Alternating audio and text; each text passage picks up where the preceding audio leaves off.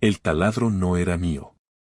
Lo supe en cuanto lo vi encima del banco de herramientas, justo al lado de mis guantes de trabajo. Un Boss profesional, nuevo, con el cable todavía enrollado como si acabara de salir de la tienda. Yo jamás había comprado ese modelo. Ni lo necesitaba. Y, sobre todo, jamás lo habría dejado ahí. Lo primero que pensé fue en mi cuñado. Tal vez vino mientras yo no estaba. Pero él odia ensuciarse las manos y odia mi garaje aún más. Entonces recordé que el sábado anterior había estado en Barcelona por trabajo y Clara, mi mujer, se había quedado sola en casa. Miré el reloj. Las 19:12. Clara estaba en el salón viendo esa serie tonta de médicos. Caminé despacio por el pasillo, crucé el comedor, me detuve en la puerta. Ella estaba en el sofá, en pijama, con una copa de vino. Ni me miró al entrar. ¿Quién usó el garaje esta semana?, pregunté. ¿Cómo? El taladro. ¿Quién lo dejó ahí? Clara frunció el ceño, confundida. Luego se encogió de hombros. ¿Qué taladro? Uno que no es mío. No sé, igual lo dejaste tú y no lo recuerdas. Mentira. Y lo supe no por lo que dijo, sino por la forma en que lo dijo. Esa pausa antes de responder. Esa mirada esquiva.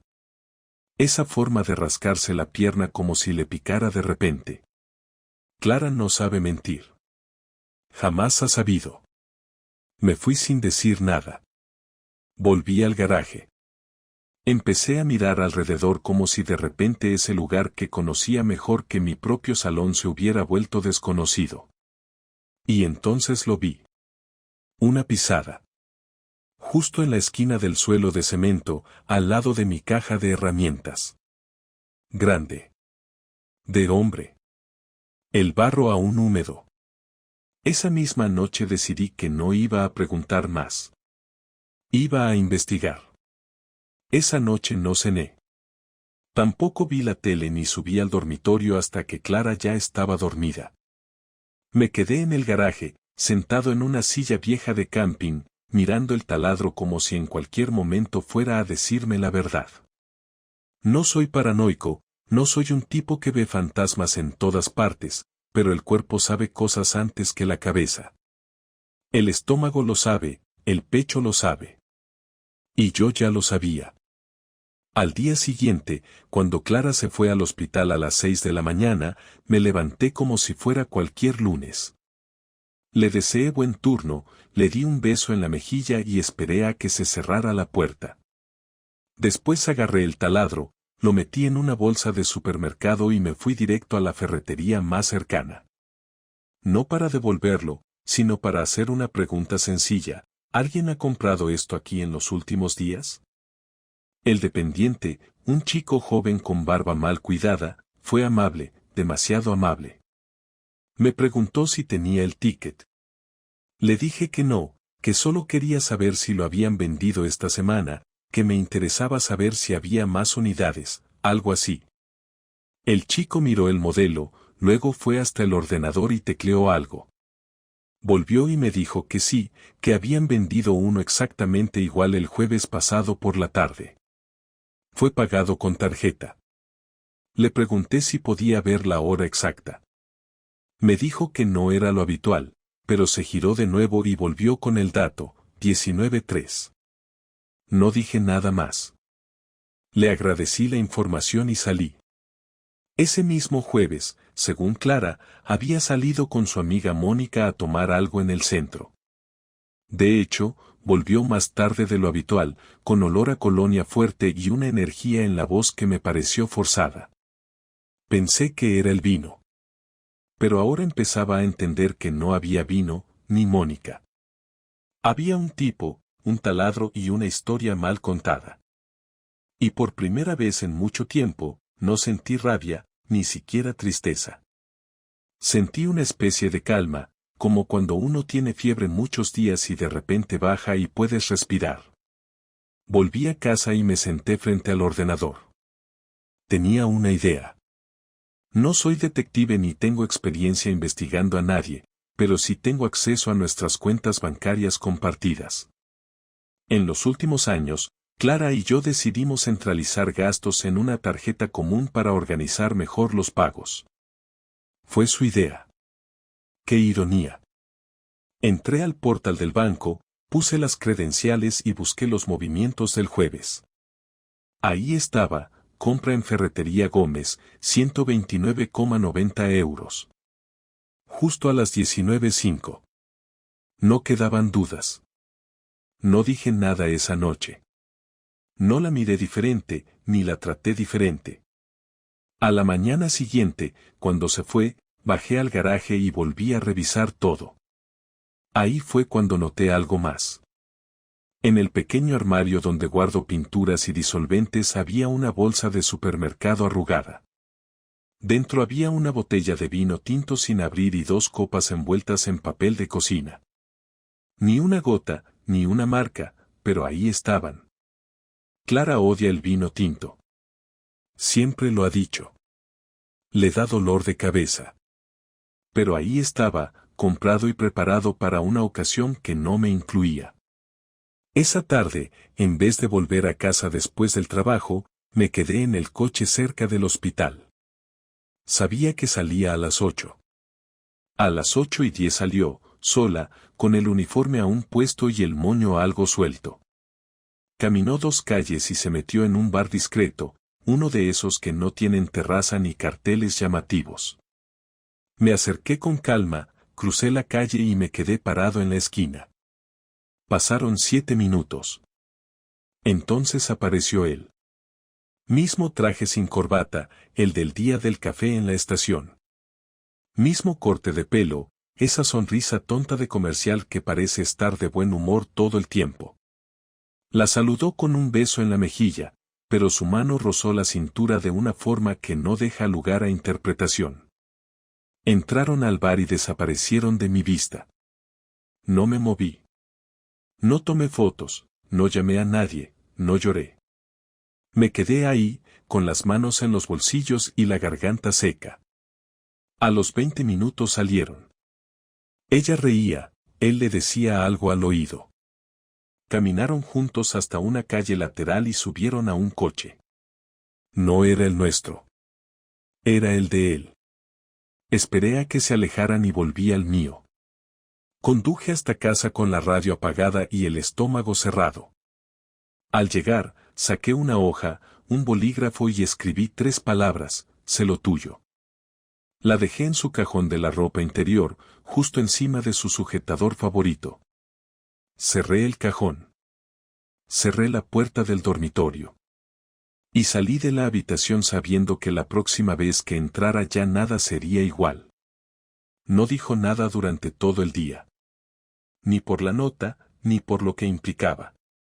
Me saludó como siempre, se preparó su desayuno habitual y salió hacia el hospital como si no hubiera encontrado nada en ese cajón.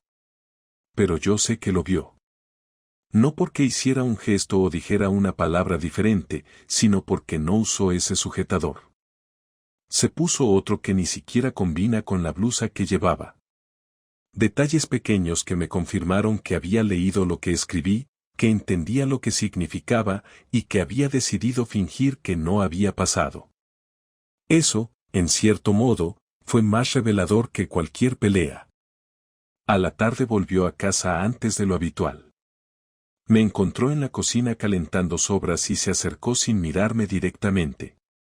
Me preguntó si todo estaba bien, como si estuviéramos en una telenovela barata donde todo se puede resolver con una cena y una sonrisa incómoda.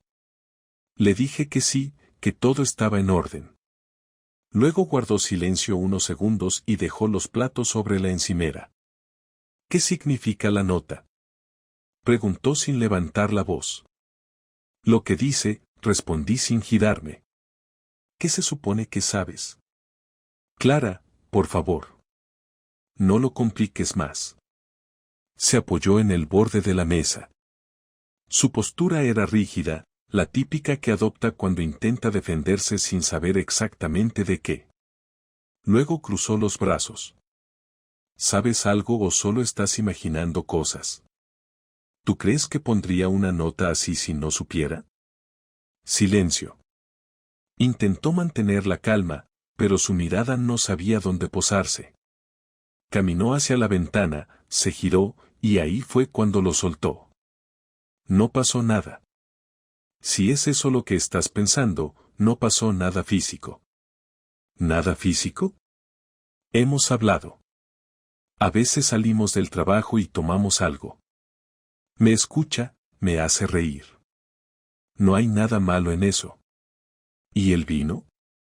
¿Y el taladro? Eso la descolocó. La cara se le tensó y su primera reacción fue negar con la cabeza. ¿Qué taladro? No respondas con otra pregunta. El taladro, Clara. El que apareció en el garaje. El que tú compraste el jueves. El mismo día que dijiste estar con Mónica. Ella tragó saliva, bajó la mirada y se quedó callada. Esa pausa fue suficiente. No hizo falta que dijera más. ¿Estuvo aquí? Pregunté sin alterarme. No respondió. Solo asintió una vez, muy leve, como si mover más la cabeza fuera demasiado peso. ¿Cuántas veces? Solo esa. ¿Y qué hicieron? Nada. Solo hablamos. Fue un error. Quería contar con alguien que no me conociera de antes, que no me juzgara por todo lo que hemos vivido. ¿Y por qué en nuestra casa? No sé. Claro que sabes. Lo hiciste porque pensaste que no me iba a dar cuenta. Fue un momento de debilidad. Me sentía sola, Luis. ¿Sola? ¿Después de 12 años juntos? ¿Después de haber estado ahí en cada maldito turno que tenías? Tú también estabas lejos. Ya no hablamos como antes. ¿Y por eso decidiste traer a otro hombre a nuestra casa? Se le llenaron los ojos de lágrimas, pero no lloró. Nunca ha sido de las que rompen a llorar fácilmente. Prefiere tragarse todo hasta que no puede más. Pero esta vez no iba a tener la oportunidad de guardar nada. No dormimos juntos desde hace semanas, dijo, como si eso justificara algo. ¿Y tú creíste que eso significaba que podías invitar a otro tipo al garaje y abrir una botella? No pasó nada, Luis. ¿Y eso qué cambia? Silencio. Esta vez no tuvo réplica. Yo tampoco tenía más preguntas. Me di la vuelta, serví el plato que había calentado, me senté a la mesa y comí. Ella se quedó de pie unos minutos, luego subió las escaleras sin decir una palabra más. Esa noche no bajó. No cenó, no intentó disculparse, no me escribió un mensaje desde el dormitorio. Solo silencio. Y yo cené solo en una casa que ya no sentía mía. Escuché el crujir de los escalones cuando cruzó el pasillo, la puerta cerrarse, y después nada más. Dormí en el sofá por decisión propia. No porque quisiera castigarla, sino porque no podía estar bajo el mismo techo sin sentir que el aire pesaba el doble.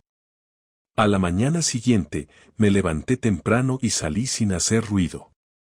No fui a trabajar. Caminé hasta la estación, tomé un tren y pasé el día en la ciudad, sin rumbo. Comí solo, miré escaparates, me senté en bancos públicos y pensé en lo que vendría. No me cabía duda de que esto no era solo una traición puntual, sino algo que venía gestándose desde hace mucho. Y ahora que había salido a la superficie, ya no había vuelta atrás. Volví esa noche sin avisar. No había necesidad de hacerlo. Era mi casa, todavía lo era, aunque todo dentro se sintiera como si ya no me perteneciera. Entré con llave, cerré la puerta sin hacer ruido y encontré a Clara sentada en el sofá, en pijama, viendo la televisión sin volumen. No giró la cabeza al verme, solo bajó la mirada hacia el mando y lo dejó sobre la mesa. No dijo hola, no preguntó dónde había estado, ni si pensaba volver. Solo se quedó ahí, quieta, esperando que yo hablara primero. Pero no lo hice. Me senté en el sillón frente a ella y la miré directamente, como quien está a punto de iniciar una conversación que no va a tener vuelta atrás. Esto se va a acabar, dije sin levantar la voz. Ella tragó saliva y movió apenas los labios, pero no dijo nada. No voy a vivir en una casa donde tengo que andar mirando si hay huellas en el suelo o herramientas que no reconozco. No voy a dormir con una mujer que me dice que no pasó nada, cuando hasta el silencio entre nosotros ya dice más que cualquier confesión. Luis, no tienes por qué tomar decisiones ahora. Podemos hablarlo. Ya hablamos. Dime tú, Clara, ¿qué queda por decir que no hayamos dicho ya? No estoy enamorada de él. ¿Y de mí? Tardó demasiado en responder. No fue un silencio por respeto o por buscar las palabras correctas. Fue el tipo de silencio que solo existe cuando se intenta construir una mentira rápida y que no suene demasiado ofensiva. Al final no dijo sí, ni no.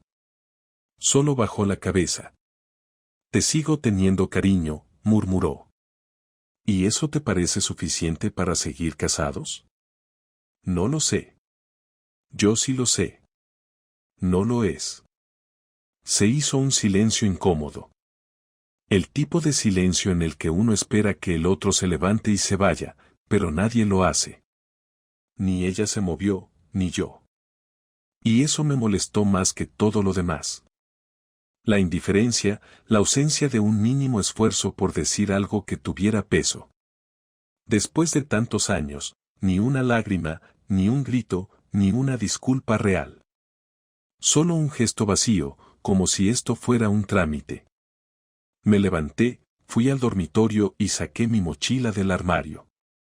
Metí ropa, el portátil, el cargador, 2 pares de zapatos, el cepillo de dientes y el frasco de colonia que uso desde hace años. Lo hice sin prisa, como quien prepara una maleta para un viaje largo pero inevitable. Bajé con la mochila al hombro y la dejé en la entrada. ¿Te vas a ir ahora? Sí. ¿Dónde vas a dormir? En casa de Marcos. Marcos es mi hermano. Vive en la otra punta de Zaragoza. No habíamos hablado en semanas, pero sabía que si llegaba a su casa con una bolsa al hombro, abriría la puerta sin preguntas. ¿Y esto es definitivo? Depende de ti. ¿De mí? Sí.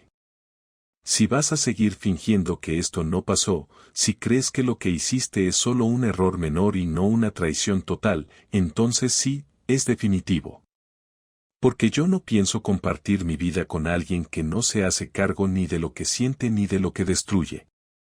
No lo planeé, Luis. No me desperté un día pensando que quería lastimarte. Pero lo hiciste igual. Estaba confundida. ¿Y ahora? Todavía lo estoy. Entonces no hay nada más que hablar. Me agaché, agarré la mochila, y sin mirarla otra vez, abrí la puerta. Ella no se movió del sofá. Ni siquiera se levantó para detenerme. Solo la escuché suspirar, como si yo fuera el problema, como si marcharme fuera un capricho mío. Caminé por la calle con pasos firmes, sin mirar atrás. Esa noche no me dolía tanto el engaño como la forma en que se estaba deshaciendo todo. Sin resistencia, sin lucha, sin remordimiento. Como si fuera una mudanza, no un final. Cuando llegué a lo de Marcos, me abrió en camiseta, medio dormido. No me preguntó nada. Solo me señaló el sofá y me dijo que ya hablaríamos al día siguiente.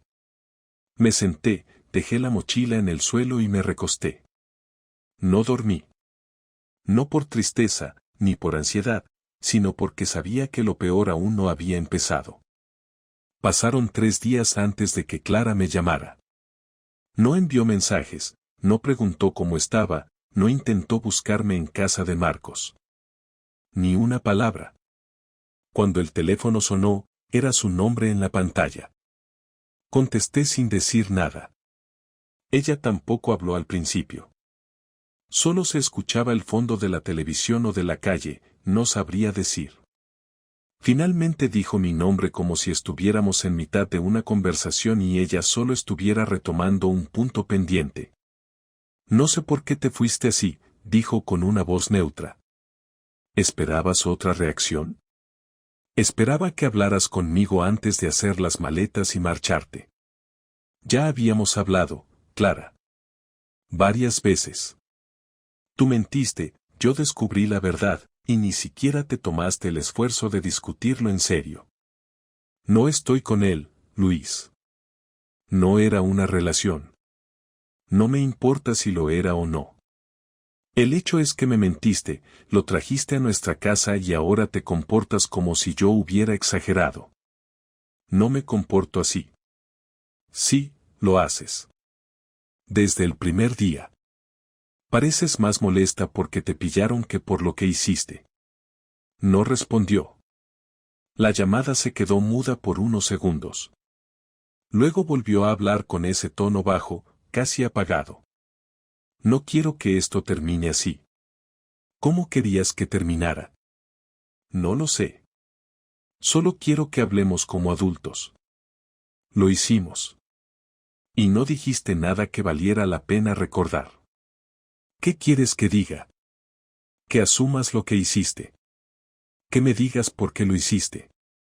Que tengas el valor de admitir que tomaste decisiones y ahora no sabes cómo revertirlas. No tengo las respuestas que buscas. Entonces no sigas llamando. Corté la llamada. No porque me sintiera mejor al hacerlo, sino porque era inútil seguir hablando con alguien que no estaba dispuesto a escuchar ni a enfrentar las consecuencias. Esa noche, Marcos y yo compartimos unas cervezas. Me preguntó si pensaba volver, si aún había algo que rescatar. Le dije que no. Que podía perdonar una vez, pero no podía perdonar a alguien que seguía negando que había hecho algo mal. Al día siguiente empecé a preparar mi propia jugada. No iba a quedarme a esperar que ella decidiera si me quería o no. Fui a ver a un abogado. No el más caro, ni el más conocido. Solo alguien que pudiera explicarme cómo salir de esto sin perder la dignidad ni la mitad de lo que había trabajado durante años. El abogado me escuchó en silencio, hizo algunas preguntas prácticas y me dio un consejo claro: empieza a mover tu dinero, organiza tus papeles y no hables con ella hasta que tengas todo en regla. Volví a casa al día siguiente por la mañana. Sabía que Clara estaría en el hospital. Entré, fui directo a la oficina que teníamos en la planta baja y saqué mis documentos, las copias de nuestras cuentas bancarias, los papeles del coche y todo lo que pudiera necesitar. No toqué nada más. No dejé notas, no busqué recuerdos. Salí igual de silencioso que entré. El abogado me ayudó a abrir una nueva cuenta a mi nombre, sin acceso compartido. Me recomendó cambiar mis datos en los servicios donde pudiera, sacar dinero en efectivo sin levantar sospechas y tener paciencia. En paralelo, empecé a hablar con Marcos sobre un lugar donde alquilar. No quería seguir durmiendo en su sofá, pero tampoco tenía intenciones de volver al colchón donde Clara y yo habíamos compartido una cama que ahora me parecía ajena. Una tarde, mientras caminaba por el centro, me crucé con Mónica, la supuesta amiga con la que Clara había estado aquella noche del taladro. Me saludó con una sonrisa incómoda, como si no supiera bien qué decir. Yo fui directo. ¿Clara estuvo contigo ese jueves? Mónica se quedó en blanco. Su cara cambió en segundos. No supo mentir. No quiero meterme, respondió finalmente. Ya estás metida, Mónica. Solo quiero saber si me mintió. No estuvo conmigo. Gracias. Ella asintió, bajó la mirada y se fue rápido. Ya no había dudas. Solo quedaba decidir qué hacer con todo. Esa misma noche recibí otro mensaje de Clara. Esta vez no fue una llamada. Solo una línea. Podemos hablar, cuando quieras. No respondí. Fui a dormir sabiendo que al día siguiente le pediría al abogado que preparara los papeles. Había dejado pasar el momento de discutir. Ahora era el turno de actuar. El abogado me citó un jueves por la mañana. Tenía todo listo. Me explicó que la demanda sería por separación de mutuo acuerdo si Clara aceptaba firmar los términos que yo había establecido, reparto justo, sin peleas por objetos, sin discusiones por dinero. Le dije que no quería castigarla ni humillarla, solo quería salir de esto con la cabeza en alto, sin arrastrarme por algo que claramente había dejado de funcionar mucho antes de que yo me diera cuenta. Me entregó una copia del documento, con un tono profesional pero firme, y me preguntó si quería enviarlo por correo o dárselo en mano. Le dije que se lo daría yo mismo. Era necesario. No por ella, por mí. Necesitaba cerrar esa puerta mirando a quien la había abierto por otro. Esa tarde la esperé en casa. No había vuelto desde la última vez que recogí mis cosas. Entré con mi llave, preparé un café y me senté en la mesa del comedor. El mismo lugar donde tantas veces habíamos comido en silencio. A las 7 en punto llegó. Se sorprendió al verme, dejó las llaves en la repisa sin decir nada y se quedó parada frente a la puerta como si dudara si debía entrar del todo. Le señalé la silla frente a mí. Se sentó despacio. No parecía enojada ni arrepentida. Solo cansada. Aquí tienes, dije, pasándole el sobre. Lo abrió sin mirarme. Leyó en silencio. Sus ojos se movían rápido, como si supiera exactamente lo que contenía y solo quisiera confirmar los detalles. ¿Ya está decidido?, preguntó. Sí. ¿No quieres pensarlo más? No hay nada más que pensar. Me hubiera gustado que fuera diferente. A mí también, Clara. Pero no lo fue. ¿Y si cambiamos algunas cosas? No hay nada que cambiar. Ni en el papel, ni en lo que pasó. Volvió a dejar el documento sobre la mesa y juntó las manos. No parecía saber qué hacer con ellas. No se disculpó. No intentó justificarse. Y eso fue lo que me convenció de que estaba haciendo lo correcto. No había voluntad de arreglar nada, solo resignación ante una decisión que ya estaba tomada. ¿Vamos a vernos otra vez?, preguntó. Supongo que sí, para firmar esto, al menos. Después de eso, no veo por qué tendríamos que vernos más. Hemos estado juntos muchos años, Luis. Y yo pensaba que significaban algo. Significan. Pero ya no somos los mismos. No, tú ya no eres la misma. Y tú tampoco. Te alejaste hace tiempo. Yo nunca me fui de casa, Clara. Ella bajó la cabeza y no dijo nada más. Estuvimos en silencio un rato largo. Luego se levantó, recogió el documento y me miró con una expresión que no pude descifrar. No era tristeza, tampoco alivio. Tal vez solo incomodidad, o vergüenza, o simplemente el peso de ver que todo se había terminado sin gritos ni escándalos, solo con un par de papeles sobre una mesa y una conversación que no decía nada nuevo. Se fue sin decir adiós. Yo me quedé un rato más, limpié la taza de café, cerré la casa con la misma llave que pronto dejaría de usar, y salí sin mirar atrás. En los días siguientes no volvimos a hablar. Firmó los papeles sin discutir. El abogado me llamó para confirmar que todo estaba en proceso. No hubo demandas cruzadas ni quejas. Ni siquiera quiso quedarse con el coche. Solo pidió un tiempo para irse del piso cuando terminara el contrato. Accedí. No por ella, sino porque quería que esto terminara sin más daño. Marcos me ofreció quedarme en su casa el tiempo que hiciera falta, pero encontré un piso pequeño cerca del trabajo. Lo amueblé con lo justo. Una cama, una mesa, un sofá, una tele. No tenía ganas de llenar el espacio con cosas. Quería empezar limpio. Mis compañeros del estudio supieron que me había separado, pero nadie preguntó demasiado. Agradecí eso. No tenía ganas de explicar nada. Un viernes por la noche, Clara me escribió. Era un mensaje corto, directo, casi impersonal. Firmado. Ya está entregado. Espero que encuentres paz. No respondí. No había nada más que decir.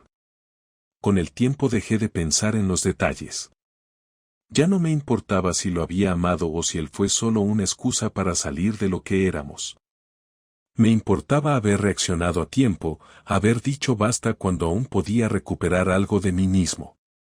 No salí mejor persona, no salí más fuerte, ni más sabio. Pero salí. Y eso era suficiente. Nunca supe si Clara siguió viéndolo. Tampoco lo quise saber. Aprendí que a veces no se trata de entender por qué alguien te traiciona, sino de no quedarte donde no eres querido. Y eso, por fin, lo entendí del todo.